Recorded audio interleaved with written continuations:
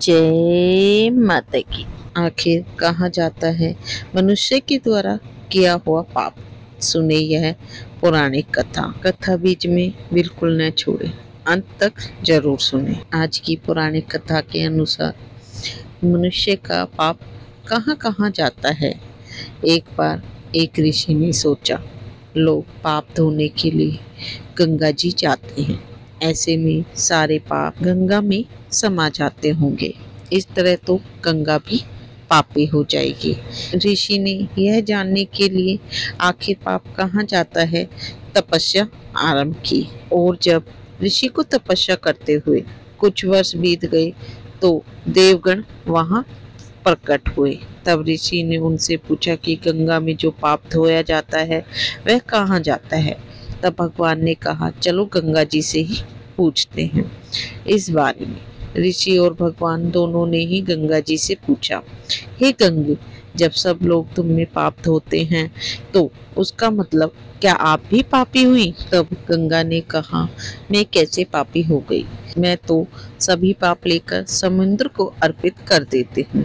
इसके बाद ऋषि और भगवान समुद्र के पास गए और उनसे पूछा कि हे सागर गंगा, सभी पाप आपको अर्पित कर देते हैं तो क्या आप पापी हो गए? तब समुद्र ने कहा कि वह कैसे पापी हुआ, वह तो सभी पापों को भाप बनाकर बादल बना देता है। उसके बाद ऋषि और भगवान दोनों ही भगवान के पास गए और बादल से बोले, समुद्र सभी पापों को भाप बनाकर बादल बना देता है तो क्या आप पापी हुए? तभी बादल ने कहा, मैं कैसे पापी हूँ, मैं तो सभी पाप को वापस पानी बना देता हूँ और धरती पर वापस गिरा देता हूँ और इससे ही अन्न उगता है, उसे ही मानव खाता है।